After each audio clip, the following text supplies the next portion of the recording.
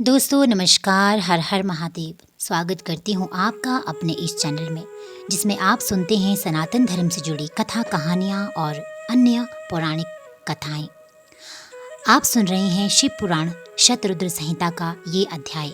इस अध्याय में आज आप सुनेंगे शिवजी के महाकाल आदि 10 अवतारों का तथा 11 रुद्र अवतारों का वर्णन। तदनंतर यक्षेश्वर अवतार की बात कहकर नंदीश्वर ने कहा, मुने, आप शंकर जी के उपासना कांड द्वारा सेवित महाकाल आदि 10 अवतारों का वर्णन भक्ति पूर्वक श्रवण करो। उनमें पहला अवतार महाकाल नाम से प्रसिद्ध है, जो सत्पुरुषों को भोग और मोक्ष प्रदान करने वाला है। उस अवतार की शक्ति भक्तों की मनोवांछा पूर्ण करने वाली महाकाली है। दूसरा तार नामक अवतार हुआ, जिसकी शक्ति तारा देवी हुई। वे दोनों भुक्ति मुक्ति के प्रदाता तथा अपने सेवकों के लिए सुखदायक है। बाल भुवनेश नाम से तीसरा अवतार हुआ। उसमें बाला भुवनेशी शिवा शक्ति हुई, जो सज्जनों को सुख देने वाली है। चौथा भक्तों के लिए सुख तथा भोग मोक्ष प्रदायक षोडश श्री विद्येश नामक अवतार हुआ और षोडशी श्री विद्या शिवा उसकी शक्ति हुई। पांचवा अवतार भैरव नाम से प्रसिद्ध हुआ, जो सर्वदा भक्तों की कामनाओं को पूर्ण करने वाला है।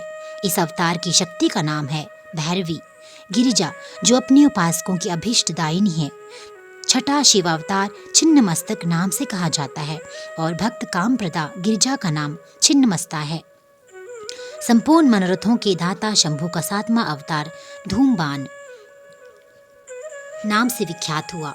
उस अवतार में श्रेष्ठ उपासकों की लालसा पूर्ण करने वाली शिवा धूमावती हुई। शिवजी का 8वां सुखदायक अवतार बगला मुख है। उसकी शक्ति महान आनंददायिनी बगला मुखी नाम से विख्यात हुई। 9वां शिव अवतार मातंग नाम से कहा जाता है। उस समय संपूर्ण अभिलाषाओं को पूर्ण करने वाली सर्वाणी मातंगी हुई।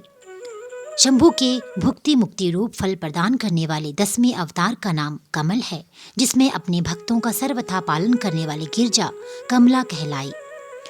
ये ही शिवजी के 10 अवतार हैं। ये सब के सब भक्तों तथा सत्पुरुषों के लिए सुखदायक तथा भोग मोक्ष के प्रदाता हैं। जो लोग महात्मा शंकर के इन 10 अवतारों की निर्विकार भाव से सेवा करते हैं, उन्हें ये नित्य नाना प्रकार के सुख देते रहते हैं। उन्हें इस प्रकार मैंने 10 अवतारों का महात्म्य वर्णन कर दिया। तंत्र शास्त्र में तो ये सर्व कामप्रद बतलाया गया है। मुने, इन शक्तियों की भी अद्भुत महिमा है। तंत्र आदि शास्त्रों में इस महिमा का सर्व कामप्रद रूप से वर्णन किया गया है। ये नित्य दुष्टों को दंड देने वाली और ब्रह्म तेज की विशेष रूप से वृद्धि करने वाली है। ब्राह्मण, इस प्रकार मैंने तुमसे महेश्वर के महाकाल आदि 10 शुभ अवतारों का शक्ति सहित वर्णन कर दिया। जो मनुष्य समस्त शिव पर्वों के अवसर पर इस परम पावन कथा का भक्ति पूर्वक पाठ करता है, वह शिव जी का परम प्यारा हो जाता है। इस आख्यान का पाठ करने से ब्राह्मण के ब्रह्म तेज की वृद्धि होती है, क्षत्रिय विजय लाभ करता है, वैश्य धनपति हो जाता है और शूद्र को सुख की प्राप्ति होती है। स्वधर्म परायण शिव भक्तों की ये चरित्र सुनने से सुख प्राप्त होता है और उनकी शिव भक्ति विशेष रूप से बढ़ जाती है। मुने, अब मैं शिव जी के 11 श्रेष्ठ अवतारों का वर्णन करता हूँ, सुनो। उन्हें श्रवण करने से असत्य जनित बाधा पीड़ा नहीं पहुँचा सकती। पूर्व काल की बात है, एक बार इंद्र आदि समस्त देवता दैत्यों से पराजित हो गए। तब वे भयभीत हो अपनी पुरी अमरावती को छोड़कर भाग खड़े हुए। यो दैत्यों द्वारा अत्यंत पीड़ित हुए वे सभी देवता कश्यप जी के पास गए।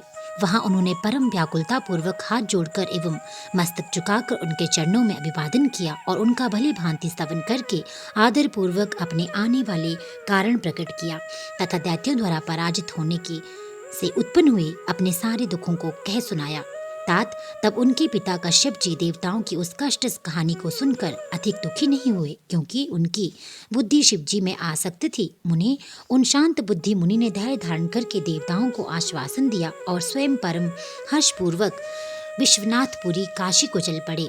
वहां पहुंचकर उन्होंने गंगा जी के जल में स्नान करके अपना नित्य नियम पूरा किया और फिर आदर पूर्वक उमा सहित सर्वेश्वर भगवान विश्वनाथ की भली भांति अर्चना की।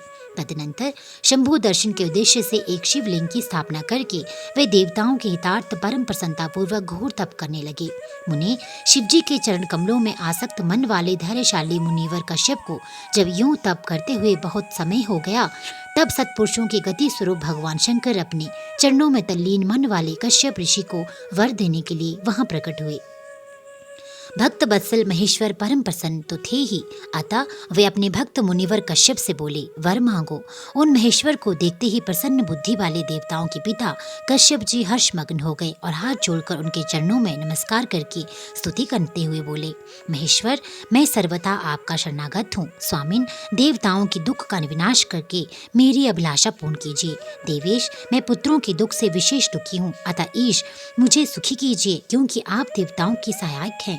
नाथ, महाबली दैत्यों ने देवताओं और यक्षों को पराजित कर दिया है, इसलिए शंभो, आप मेरे पुत्र रूप से प्रकट होकर देवताओं के लिए आनंददाता बनिए। नंदीश्वर जी कहते हैं, मुनि, कश्यप जी के ऐसा कहने पर सर्वेश्वर भगवान शंकर उनसे तथेति ऐसा ही होगा यूं कहकर उनके सामने वहीं अंतर्ध्यान हो गए। तब कश्यप भी महान आनंद के साथ तुरंत ही अपने स्थान को लौट गए। वहां उन्होंने वह सारा वृतांत आदर पूर्वक देवताओं से कह सुनाया। तदनंतर भगवान शंकर अपना वचन सत्य करने के लिए कश्यप द्वारा सुरभि के पेट से 11 रूप धारण करके प्रकट हुए। उस समय महान उत्सव मनाया गया, सारा जगत शिवमय हो गया। कश्यप मुनि के साथ साथ सभी देवता हर्ष विभोर हो गए। उनके नाम रखे गए कपाली, पिंगल, भीम, विरूपाक्ष, बिलोहित, शास्ता, अजपाद,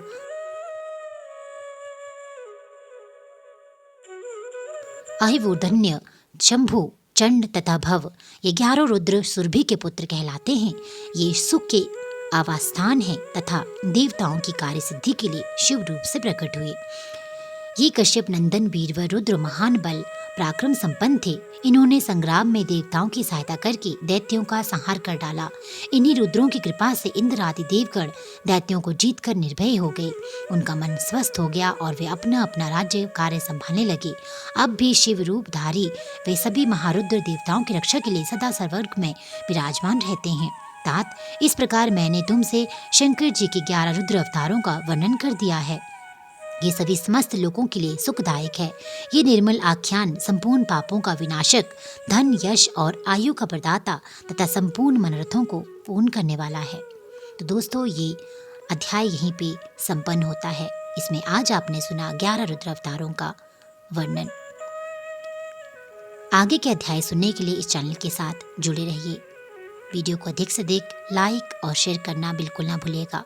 पहली बार अगर वीडियो से जुड़े हैं, वीडियो को सुना है, तो चैनल को सब्सक्राइब करना बिल्कुल ना भूलिएगा। आपका दिन शुभ